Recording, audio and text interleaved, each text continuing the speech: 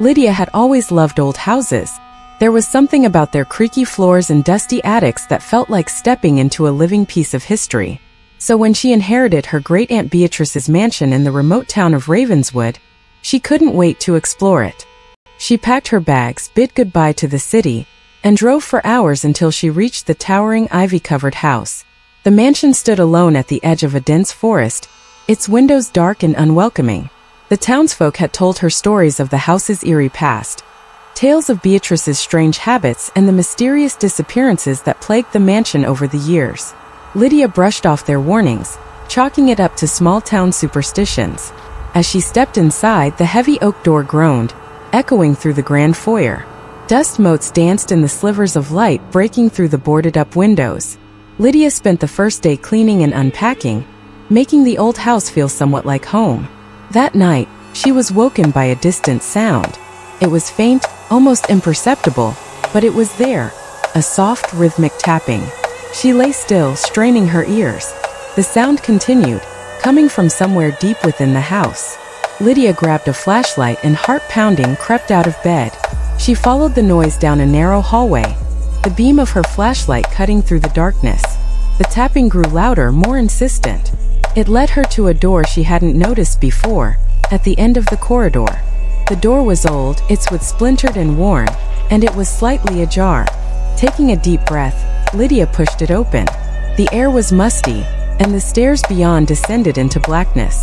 She hesitated, then began her descent, the tapping echoing off the stone walls. When she reached the bottom, she found herself in a dimly lit basement.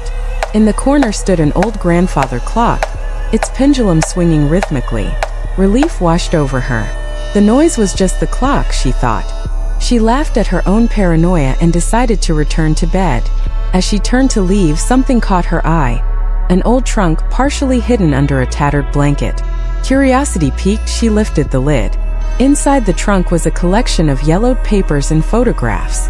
Lydia sifted through them, her heart skipping a beat as she recognized the faces. They were photographs of people who had gone missing in Ravenswood over the years. In the center of the trunk lay a leather-bound journal. Lydia opened it, her hands trembling. The journal belonged to her great-aunt Beatrice. As she read, the horrifying truth began to unravel. Beatrice had been involved in dark rituals, attempting to communicate with spirits from the other side. The journal detailed how she had lured people to the mansion, offering them as sacrifices to gain favor with the spirits. Suddenly, the basement grew colder. Lydia's breath turned to mist, and the flashlight flickered. The tapping noise returned, louder and more insistent, but it wasn't coming from the clock. It was coming from the walls. Panic surged through her as she backed away from the trunk. The tapping grew into a deafening pounding, and the walls seemed to close in around her. She sprinted up the stairs, her mind racing with fear and disbelief. As she reached the top, the door slammed shut behind her with a force that shook the house. Lydia bolted down the hallway, desperate to escape. The air was thick with an oppressive presence, and the shadows seemed to reach out, clawing at her. She stumbled into the foyer, the front door in sight. But as she grasped the handle, it wouldn't budge. Behind her, the pounding grew louder, accompanied by whispers, soft, sinister voices chanting in a language she didn't understand. She turned to see the silhouette of a figure at the end of the hall, its eyes glowing with an unholy light. Summoning all her strength, Lydia yanked the door open and burst into the night. She ran to her car, not daring to look back.